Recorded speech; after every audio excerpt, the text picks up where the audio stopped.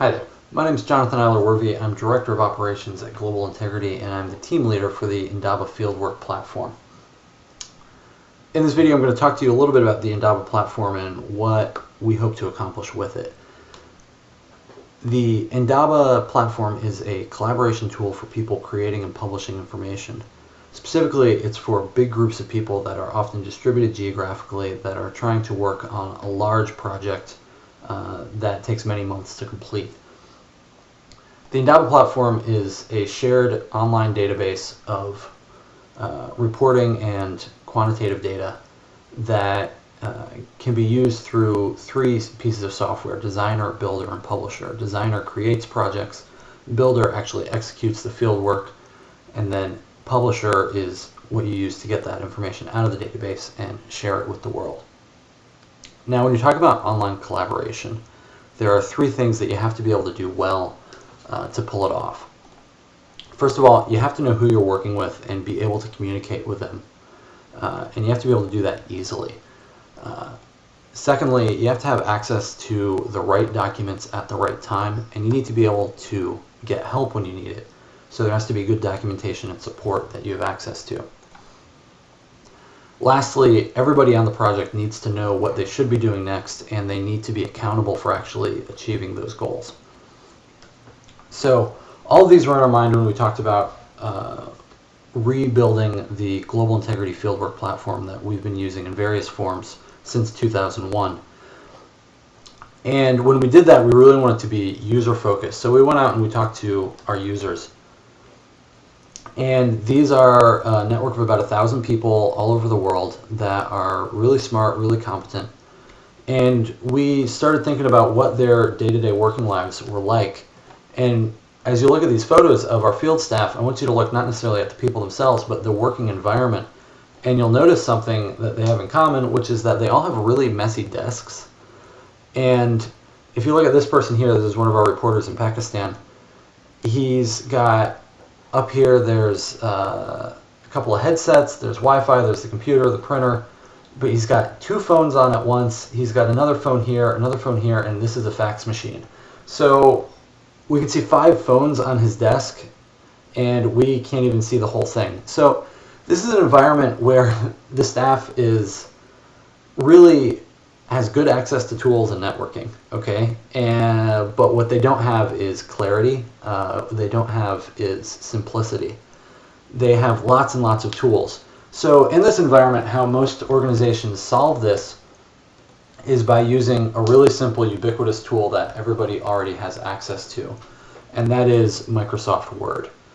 When you're trying to run a publishing project and you've got people speaking multiple languages and they're all over the world, you tend to gravitate towards the simplest tool you can find, and Microsoft Word is that. And when we talk to organizations that do international research, collecting quantitative indicators, the majority of them collected all of their information and stored it in Microsoft Word documents or Adobe PDFs. And that's kind of a scary thing when you're collecting numbers, because there are a lot of much better tools out there, but this was simple, and that's what they preferred to use. So we want to start from there and recognize that as important. And here's what we did to try to acknowledge that. So we start here. This is the Indaba login screen. I'll get signed in. And first of all, the opening screen here is fairly simple, but I want to actually skip all of this, which we'll get to in later videos, and instead come over here to the inbox and click on this message. This says, "Hi there, Peter." This is one of our Global Integrity researchers. It says, "The assignment submit scorecard draft for Tanzania scorecard is ready for you to start working." Then it's got some context information, and it says your deadline is December 6th. It shows him how to get help, and then it tells him how to find the platform. So this message comes in through SiteMail, but then it extends to his email. And the point here is that this message was machine generated, based entirely on dynamic data. What it gave him, though, was a very simple set of instructions for what he needs to do next. And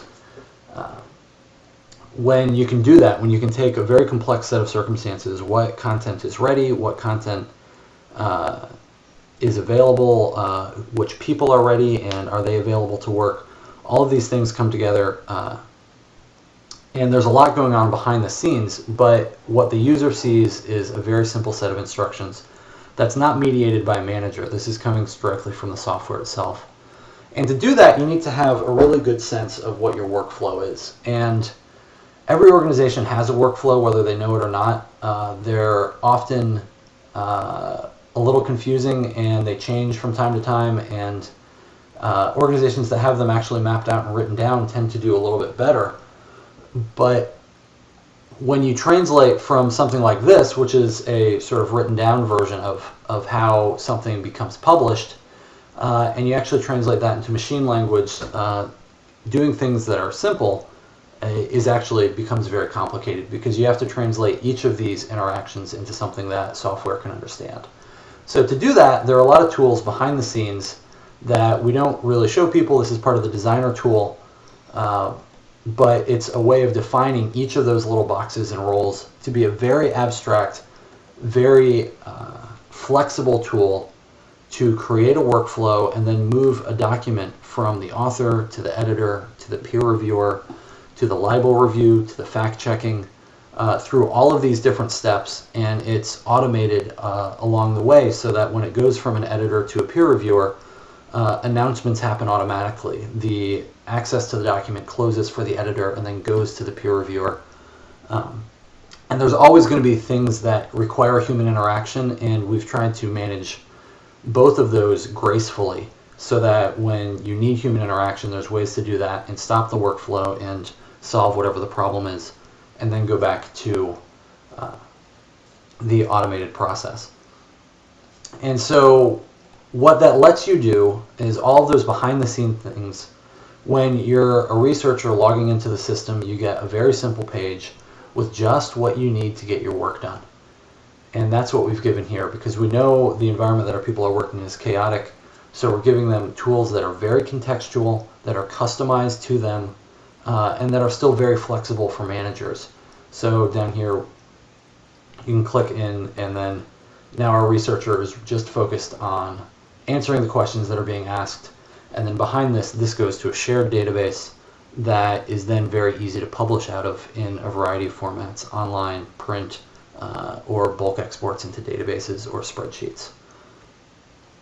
So what we're trying to do with this platform as a whole is really to do for organizations that are publishing what blogs did for individual authors about 10 or 15 years ago. And if you go back in time to when blogs were first being created, what it was doing is essentially making a publishing job much easier. You used to have to hard code a website every time you wanted to put something online, and then a blog came along and an individual author could create things very quickly, and they could do that in a flexible way. And then from that was this explosion of publishing and this explosion of new expression. And right now, organizations, especially international organizations, are still in that pre-blog universe where they're publishing with really clumsy tools that require a lot of custom handwork every time you want to do something even very simple. And our hope for the Indaba platform is that we can take steps towards doing for organizations what blogs did for individuals, and hopefully catalyze an explosion of authoring and publishing across the entire public interest sector. So that's what we're doing. Thanks for listening.